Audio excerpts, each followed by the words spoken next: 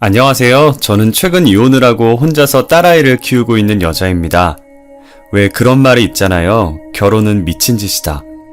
저도 5년이라는 짧은 시간 동안 결혼 생활을 해봤는데 결혼은 정말 미친 짓이 맞는 것 같아요. 사랑해서 결혼한다는데 막상 결혼해서 살아보니 결코 결혼은 사랑 하나만으로는 안 되는 것이었어요. 저도 한땐 사랑을 해서 결혼을 했지만 지금 생각해보니 왜 그랬는지 모르겠네요. 상대방의 본심은 알아채지 못하고 사랑한다는 달콤한 말에 속아서 바보 같은 짓을 해버렸어요. 달콤한 사탕과 초콜릿의 유통기한이 있듯이 사랑에도 유통기한이 있는 건데 말이에요. 우리 결혼하자. 나는 정말 너밖에 없어. 내 인생 마지막 여자는 김지연 너야. 나도 내 인생의 남자는 이주성 너 하나뿐이야. 우리 결혼하면 진짜 잘 살자. 나 닮은 딸 하나, 너 닮은 아들 하나 낳고 말이야. 당연하지. 내가 너 손에 물 한 방울 안 묻히게 해줄게. 진짜야. 지키지도 못할 약속은 하지도 마. 드라마만 봐도 그런 말 해놓고 결혼하면 다 손에 물 묻히더라. 나는 진짜야. 너 손에 물 하나도 안 묻히게 할 거야. 진짜지? 약속했다? 그때는 몰랐겠죠. 어떤 앞날이 저를 기다리고 있을지 말이에요. 저희 집안은 나름 가진 재산이 있었고 부모님 직업도 좋아서 잘 살았었어요. 저희 아버지께서 이름만 대면 다 아는 대기업의 임원진으로 일하고 있었는데 인품이 좋으신 분이라 인간관계도 좋으셔서 주변의 발이 굉장히 넓으셨어요. 제가 한 번은 남자한테 크게 대인 적이 있어서 다시는 남자 안 만나겠다고 선언한 적이 있었거든요. 자식이라고는 고작 저 하나밖에 없는데 제가 결혼을 안 하겠다고 버티고 있으니 아버지 입장에서는 얼마나 답답하시겠어요. 주변 친구들처럼 자신도 딸을 닮은 귀여운 손주들이 보고 싶은데 말이에요. 김지연, 너 진짜 결혼 안 할 거야?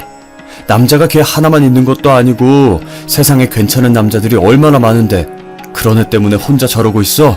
몰라. 결혼 왜 해야 하는데. 어차피 남자는 다 똑같아.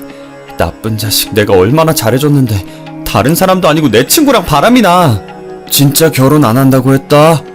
저번에 너가 잘생겼다고 소개해달라고 했던 남자 이번에 큰맘 먹고 너한테 소개시켜주려고 했는데 아쉽네. 이사장 딸이나 소개시켜줘야겠다. 뭐? 아빠가 저번에 보여준 잘생긴 남자? 그 연예인 뺨치는 외모? 아빠 진짜 나한테 그 남자 소개시켜줄 거야? 장난치는 거 아니지? 너 결혼 안 할 거라며? 결혼도 안 할 거면서 왜 관심 가져? 그 사람이라면 말이 또 다르지. 언제 소개시켜줄 건데? 기다려봐 녀석아. 나도 연락해봐야 할 거 아니야. 약속 날짜 잡으면 알려줄 테니까 미리 준비해놓고 있어. 피부과도 좀 가고. 여자의 피부가 왜 저렇게 칙칙해? 그렇게 아버지의 소개로 남편을 만나 1년 반 정도 연애를 하고 결혼했어요. 남편은 대기업까지는 아니더라도 100명 정도의 직원을 거느리고 있는 중소기업 사장이었어요. 친정아버지께서 저희 남편을 되게 좋아하셨었어요. 젊은 나이에 회사 차려서 저렇게 열심히 살기 힘들다면서요. 요즘 애들 같지 않게 책임감도 강하고 일에 대한 애정도 많다면서 칭찬을 아끼지 않으셨어요. 돈 잘 번다고 펑펑 쓰지 않고 돈 관리도 잘했는지 차곡차곡 저축해서 저희 신혼집으로 4층짜리 전원주택을 해왔더라고요. 평소 자기관리 철저하고 꼼꼼한 건 알았지만 이렇게 돈 관리까지 철저할 줄은 몰랐어요. 남편은 일뿐만 아니라 저한테도 다정하고 가정적인 남자였어요. 손에 물 한 방울 안 묻히겠다는 말이 거짓말이 아니었는지 퇴근 후에 피곤할 텐데도 제 옆에 와서 집안일을 도와줬죠. 됐어. 당신 일하고 와서 피곤할 텐데 굳이 안 도와줘도 돼. 손에 물 한 방울 안 묻힌다는 말 잊었어? 남자가 한 번 뱉은 말은 지켜야지. 혹시라도 제가 설거지를 할까봐 빠르게 식사를 끝낸 남편이 먼저 싱크대를 차지했어요. 그렇게 저는 남편과 함께 남들이 부러워하는 행복한 신혼생활을 유지했었죠. 하지만 이 행복도 그리 길지 못했고 반년하고 조금 지났을 때 일이 터지고 말았어요. 대기업 임원진으로 일하고 있던 친정아버지께서 해고를 당하게 된 거예요. 저희 아버지는 잘못된 것을 보면 그냥 넘어가시는 분이 아니셨거든요. 무조건 잘못된 것을 바로잡고 가셔야 하는 분이셨어요. 그래서 익명으로 회사 내부에서 일어난 비리들을 고발했는데 고발한 범인이 아버지라는 게 밝혀지면서 내부 비리 고발로 해고 통지를 받으신 거예요. 미안하구나. 그래도 아직은 내가 일을 해야 너가 시댁에서 무시를 안 당하는데. 그런 말이 어딨어요. 저희 시댁 식구들 그럴 사람들 아니에요. 시부모님도 남편도 저한테 얼마나 잘해주시는데요. 그리고 아버지가 잘못한 일 아니잖아요. 아버지께서는 혹시나 자신 때문에 제가 시댁의 미움을 받을까 걱정하셨어요. 저희 시댁 식구들이 워낙 저를 잘 챙겨주셔서 저는 그런 걱정은 하지도 말라고 했어요. 하지만 시댁은 저라는 사람을 사랑한 게 아니라 저희 집안의 배경을 사랑했었나봐요. 친정아버지께서 비리고발로 해고당하신 걸 아시고부터 저를 대하는 태도가 완전히 달랐어요. 한없이 다정하고 저밖에 모르던 남편은 저희 집안과 저를 무시하기 시작했고 친정은 이제 없다고 앞으로 시댁에만 효도를 하라고 하더라고요. 당신은 어째 제대로 하는 게 하나도 없어? 장인어른을 닮아서 그런가 융통성도 없고 눈치도 없고. 우리 아빠가 뭘 그렇게 잘못했는데? 아빠는 잘못된 걸 바로잡으려고 한 죄밖에 없어. 대기업 임원진이라도 결국은 남의 지갑에서 나오는 돈 받으면서 사는 월급쟁이일 텐데 그냥 입 닫고 계시면 될걸 왜 굳이 나서서 일을 이렇게 만드시는지. 너 말을 왜 그렇게 해? 당신은 얼마나 떳떳한데. 솔직히 비리 없는 회사가 어딨어? 그리고 당신 회사에도 비리가 있을지 어떻게 알아? 됐고 이제부터 처가에 해다 바친 거 다 끊을 거니까 그렇게 알아. 너도 앞으로는 우리 집만 신경 쓰라고. 원래 효도는 며느리가 하는 거야. 너도 머리가 있으면 생각을 해봐. 지금 네가 어느 쪽에 붙어야 좋을지. 남편은 저를 보며 답답하다는 듯 한숨을 쉬며 고개를 좌우로 흔들더니 소파에 올려진 겉옷을 들고 밖으로 나가버리더라고요. 그렇게 저희 사랑의 유통기한은 친정아버지께서 해고를 당하신 뒤로 끝나버렸어요. 친정집은 일하는 사람이 친정아버지밖에 없었는데 해고를 당해 일을 할 수 없으니 갈수록 집안이 기울기 시작했어요. 그래도 재산이 있어서 일을 하지 않아도 생활은 가능했지만 예전처럼 풍족하게 쓰진 못했습니다. 와중에 저는 임신을 하게 되어 제 몸 챙기느라 친정에 신경을 쓰지 못했어요. 시댁 식구들 중 저의 임신 소식을 반기는 이는 아무도 없었어요. 아무래도 눈엣가시라 이혼시켜도 모자랄 판에 임신을 하니 누가 좋아하겠어요. 시어머니는 제가 임신을 하든 말든 안중에도 없었고 오히려 더 혹독하게 시집살이를 시켰어요. 이러다 아이가 잘못되는 게 아닌가 싶을 정도로 저를 부려먹었어요. 얘, 몸이 이렇게 굼떠서 어떡하니? 저기 뭔지 안 보여? 내가 기관지 안 좋다고 구석구석 닦으라고 했어 안 했어? 죄송해요 어머님. 어디서 이런 애가 우리 집안에 들어와서. 이래서 집안의 여자를 잘 들여야 한다고 하는 거야. 저는 아침 저녁으로는 남편 시중을, 낮엔 시댁 가서 시어머니 시중을 드는 게 일상이었어요. 시댁 식구들은 하루라도 저를 안 부려먹으면 가시가 돋는지 매일 빠짐없이 저를 식모처럼 부려먹었죠. 당신 아침밥 안 차려놨어? 어떻게 일하는 사람 밥을 안 해놓을 수가 있어? 미안해. 내가 지금 홀몸도 아닌데다가 어제 너무 무리를 했는지 몸이 안 좋아서. 내가 마음이 넓어서 이번 한 번은 넘어가 주는 거야. 내일부터는 무슨 일 있어도 아침밥 차려놔. 알겠어? 제가 시댁에서 시집살이 당하고 있다는 걸 알지만 남편은 안중에도 없었어요. 그렇게 밥이 먹고 싶으면 자기가 조금 일찍 일어나서 밥 해먹으면 될걸 굳이 저한테 차려달라고 난리치는 통에 저는 몸이 아파도 남편 아침밥을 차려줘야 했어요. 그렇게 무사히 딸을 출산했고 저는 딸을 보며 하루하루를 버텼어요. 하지만 딸이 12개월이 넘도록 옹알이를 하지 않았고 제 눈을 바라보지도 못했어요. 심지어는 돌잡이 때 물건을 잡아야 하는데 손으로 물건을 잡지도 못하더라고요. 저는 그런 모습을 보고 걱정되는 마음에 아이를 데리고 소아전문병원으로 향했어요. 어머님, 아이가 아무래도 유아자폐증을 앓고 있는 것 같네요. 그래도 아직 어려서 약물 치료하다 보면 여기서 더 악화되지는 않으니 너무 상심하지는 마세요. 저희 아이 평생 이렇게 살아야 하는 건 아니죠? 태어난 지 이제 겨우 1년밖에 안 됐어요. 저 딸아이와 하고 싶은 게 너무 많아요, 선생님. 자폐증은 완치가 없어요. 제가 확답을 드릴 수는 없지만 약물 치료도 하고 어머님이 집에서 아이를 잘 지켜봐 주시면 분명히 좋은 소식 들으실 수 있을 거예요. 저는 저희 딸이 자폐아라는 판정을 받고 집에서 얼마나 울었는지 몰라요. 뱃속에 있을 때 제대로 태교를 하지 않아서 그런 거라며 제 탓도 많이 했어요. 남편도 아이가 자폐아라는 걸 알고 전부 제 탓이라고 하더라고요. 뭐? 다이가 자폐아라고? 그러게 뱃속에 있을 때 애한테 신경을 써야지 뭐 한 거야. 애초에 당신 유전자에 장애 유전자가 있던 거 아니야? 뭐? 장애 유전자? 이게 다 내 탓이라는 거야? 그리고 뱃속에 있을 때 신경을 쓰라고? 만삭이 되도록 부려먹던 사람들이 누군데 당신이랑 어머님이잖아. 그럼 애가 저 지경이 된 게 나랑 어머니 탓이라는 거야? 네가 뱃속에 있을 때 애한테 신경 안 쓰고 뭐 했냐며. 나 그때 무거운 몸 이끌고 네 밥 차렸어. 시댁 가서 뒤치다거리 다 했다고. 너는 내가 시댁에서 시집살이 당하는 거 알면서 보고만 있었잖아. 남편이 재탄만 하길래 제가 악에 받쳐서 소리를 지르니 아이가 놀라서 울더라고요. 저는 아이를 안아들고 같이 울었고 남편은 지긋지긋하다면서 집을 나가버렸어요. 나가버린 남편은 결국 집에 들어오지 않았고 저와 딸은 울다 지쳐서 잠이 들었어요. 그 뒤로도 3년 동안이나 시댁 가정부 노릇을 했고 딸아이는 유아치료를 받고 있었어요. 저 혼자서 아이를 키우다시피 했었는데 어느 날부터인가 시댁에 갔다 온 날 저녁마다 안방 침대에 여자 머리카락이 떨어져 있는 거예요. 처음엔 제 머리도 길고 떨어져 있는 머리도 길어서 당연히 제 거라고 생각했고 그리 심각하게 받아들이지 않았었어요. 그런데 이게 며칠 동안 반복되니 불안한 마음이 들긴 했지만 애써 모른 척 했어요. 저와 결혼도 했고 딸까지 키우고 있는데 설마 안방까지 여자를 데리고 와서 바람필 거라는 생각을 하지 않았고 만약 만났더라도 잠깐 즐기는 여자겠지 생각하며 불안한 마음을 달랬습니다. 혹시라도 남편 옷에 붙어있던 건데 남편이 겉옷을 벗다가 떨어뜨린 걸 수도 있잖아요. 하루 종일 시댁에 붙어있어서 머리카락 떨어질 일이 없는데 요즘 따라 머리카락이 왜 이렇게 많이 떨어져 있지? 당신 혹시 집에 여자 데리고 온 적 있어? 그게 무슨 소리야. 당신 머리카락이겠지. 쓸데없는 소리 할 시간에 나한테 내조나 잘해. 요즘 밥이 왜 이렇게 부실해? 내가 주는 생활비 제대로 쓰고 있긴 한 거야? 생활비 겨우 50만원 주면서 뭘 바라는 거야. 공과금 내고 나면 얼마 남지도 않는 것 쪽에서 이만큼 해준 거면 잘하는 거지. 저는 혹시나 하는 마음에 살짝 떠봤는데 남편은 쓸데없는 소리 하지 말고 내조나 잘하라면서 제게 내조만 요구하더라고요. 그때까지만 해도 제가 딸 잘 키우고 시댁에만 잘하면 남편이 다시 제게 돌아와 가정을 지킬 수 있을 줄 알았어요.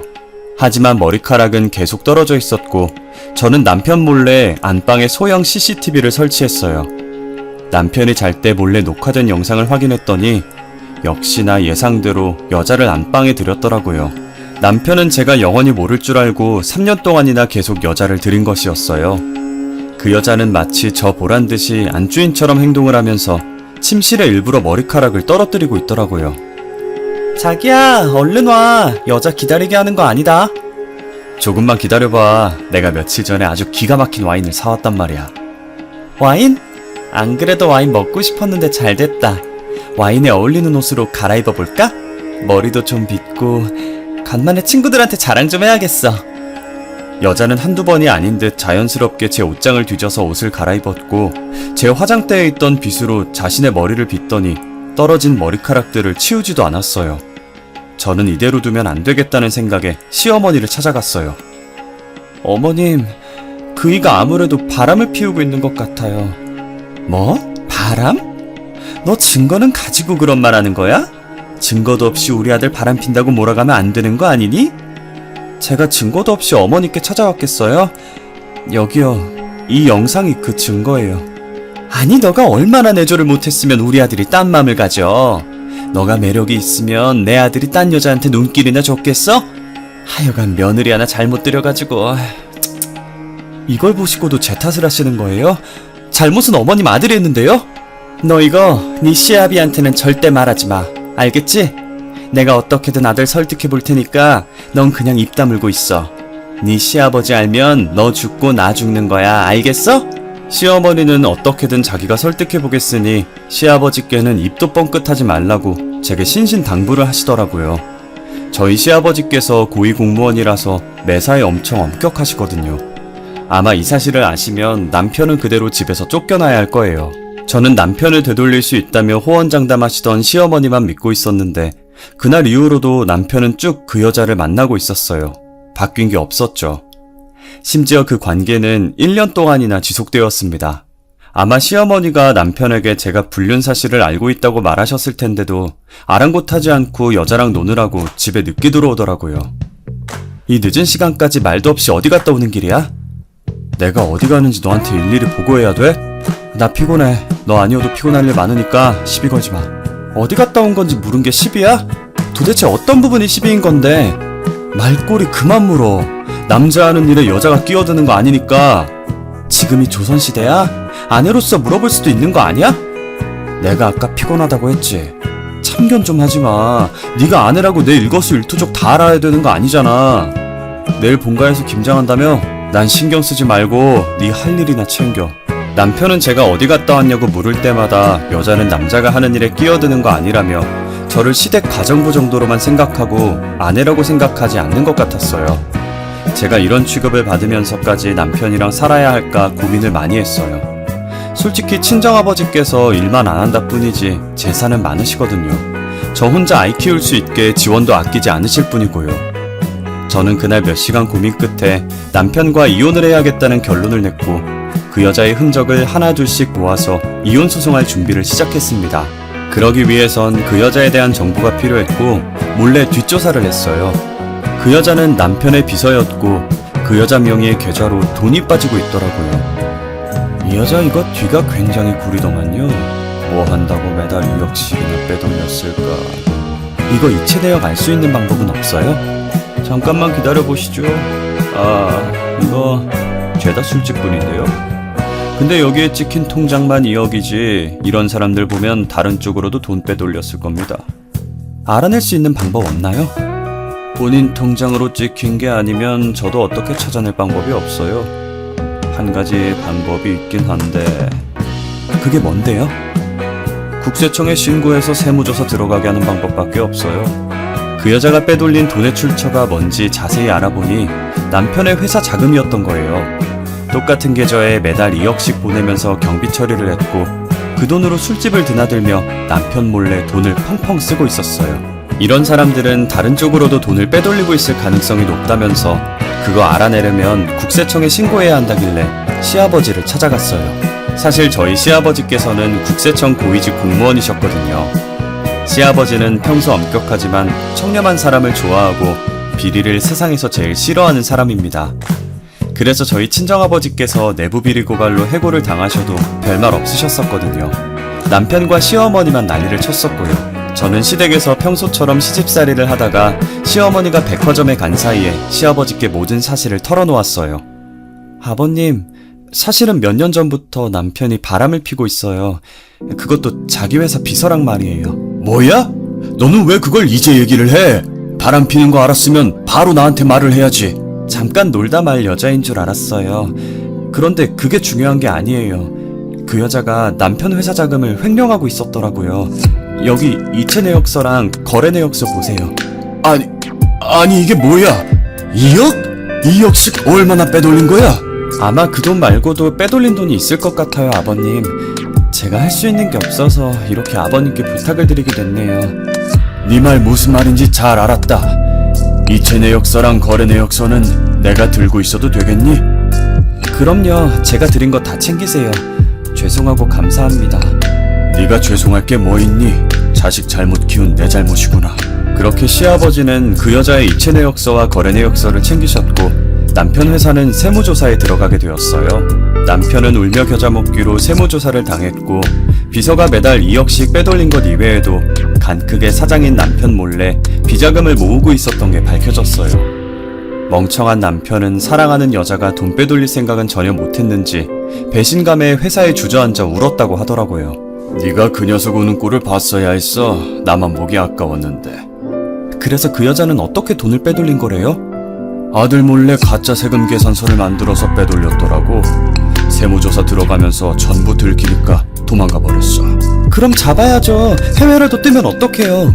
안 그래도 해외로 도주하려고 준비하고 있는 걸 경찰이 겨우 잡아서 지금 그 여자는 경찰서에서 구속 수사 중이야. 그래도 잡아서 다행이지. 그동안 돈을 저렇게 빼돌릴 동안 멍청한 남편은 뭐 했나 싶었어요. 자신은 진짜 사랑이라고 생각하고 그 여자가 뒤에서 자신 몰래 뭘 하고 있는지도 몰랐겠죠. 남편은 사랑도 잃고 가정도 잃고 회사까지 잃고 모든 것을 잃었어요.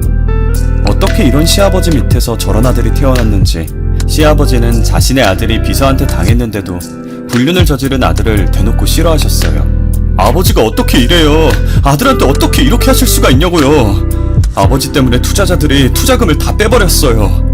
해주기로 약속했던 분들도 다 취소했고요. 그게 다 네 업보인 걸 나더러 어떻게 하라는 거냐? 나한테 징징거리면 해결이 된다든? 여자에 미쳐서 이 지경까지 만들고. 아버지, 그러지 말고 저 좀 도와주세요. 네? 당장 세금이랑 가산세 낼 돈도 없는데 어떻게 100명 넘는 직원들 월급을 줘요. 아버지 제발 저희 직원들 월급이라도 도와주세요. 제발요. 남편의 탈세가 전부 들키게 되자 투자자들은 줄줄이 투자를 취소했고 수십억의 세금과 가산세로 회사가 망하게 됐어요. 남편은 당장 직원들한테 월급 줄 돈도 없어서 시아버지께 빌다시피 했어요. 시아버지는 그런 남편을 보더니 서랍에서 종이를 꺼내면서 남편 면전에 던지시더라고요. 너 그동안 네 애미한테 매달 2천만 원씩 보냈더라. 그 옆편 내가 계속 돈이 어디서 나서 사치를 부리나 했는데 네가 준 거였어? 아버지 그게 아니라요. 아니긴 뭐가 아니야. 자식 키워봤자 소용없다더니. 시아버지는 씩씩거리며 남편에게 뺨을 때리려고 손을 들었다가 딱 마침 집 안으로 들어오고 있던 시어머니에게 달려가 그대로 뺨을 내리쳤어요. 순식간에 벌어진 일이라 저는 말리지도 못한 채 너무 놀라서 입을 막았어요. 이것들이 쌍으로 나를 속여? 아들놈 바람피는 것도 눈 감아주더니 매달 2천만 원씩이나 받아? 안 그래도 내가 그 명품 가방이 어디서 났나 궁금하던 참이었어. 여보, 제가 잘못했어요. 제 말 좀 들어보세요. 네? 속이려고 속인 게 아니었어요. 정말이에요. 여보? 누가 당신 여보야? 나 오늘부로 너네 둘이랑 연 끊을 거니까 당장 내 집에서 나가. 둘이 그렇게 죽고 못 사는데 내가 빠져줘야지. 안 그래? 남편과 시어머니는 각자 시아버지의 다리를 한쪽씩 붙잡고 울면서 빌기 시작했어요. 시아버지는 당장 나가지 않으면 경찰을 부르겠다고 했고 그래도 꿈쩍도 하지 않자 남편과 시어머니의 팔을 잡고 밖으로 끌어냈어요. 아가, 그동안 미안했다. 여기서의 일은 잊고 새 출발해. 못난 아들 녀석이랑도 이혼하고 손녀는 네가 키우고 싶으면 그렇게 하고. 아버님, 죄송해요. 네가 뭐가 죄송해? 오히려 내가 미안하지. 넌 나한테 사과할 필요 없다. 그러니 우리 집에서의 일은 모두 잊고 새로 시작해. 저는 며칠 뒤 그동안 모은 증거들로 남편에게 이혼 소송을 걸었어요. 남편은 이제 비서도 없고 집에서도 쫓겨나니 다시 제게 붙으려는 심산인지 낯짝 두껍게 저한테 연락을 했더라고요. 내가 미안해. 바람핀 것도 미안하고 식모처럼 부려먹은 것도 미안해. 나 며칠 동안 반성 되게 많이 했어. 반성 많이 했는데 뭐 나보고 어쩌자고. 너 연락하는 거 정말 양심 없다. 여보, 왜 그래? 나 때문에 화 많이 났지? 제발 예전 일은 다 잊고 다시 잘 살아보자, 응? 내가 정말 잘할게. 우리 신혼 초에는 되게 좋았잖아, 안 그래? 됐어, 필요 없어. 내가 한 번 속지 두 번 속을 것 같아? 다시는 내 눈앞에 나타나지 마. 만약 내 눈앞에 다시 나타나면 그땐 네 머리털 하나도 안 남을 줄 알아. 저는 남편의 연락을 싸그리 무시하고 이혼 소송을 했고 최근에서야 승소를 하게 되었어요. 전적으로 남편의 잘못으로 이혼을 하는 것이라 남편이 제게 위자료로 2천만 원을 줘야 했어요. 시아버지와는 간간히 연락을 하고 있어서 이혼 소식을 전해드렸고 제 선택을 전부 이해해 주셨어요. 위자료가 2천만 원 정도 되었지만 저는 받지 않기로 했어요. 왜냐면 시아버지께서 제 명의로 지불해 주셨거든요. 갑자기 저를 카페로 불러내셔서 영문도 모른 채 나갔는데 시아버지는 저를 보자마자 파일에 들어있던 종이를 제게 내미시더라고요.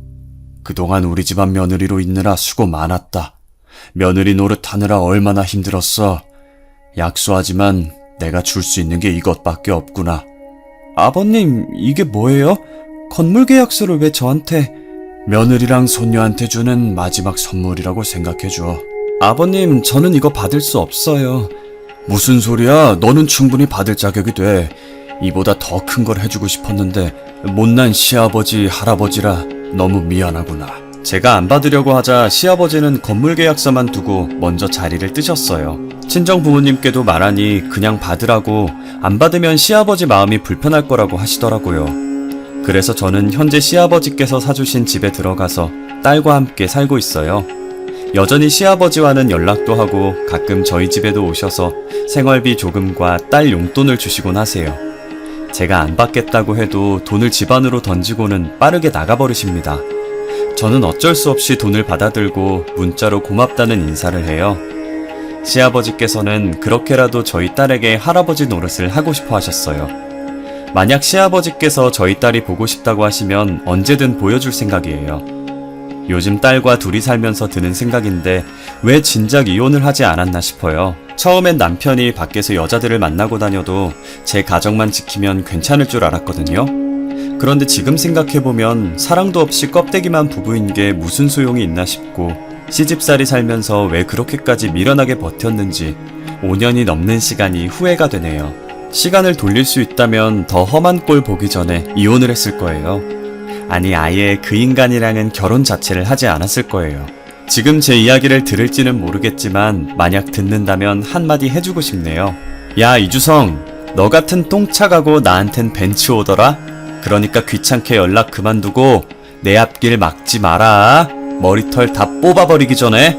여기까지 제 사연입니다. 들어주셔서 감사합니다.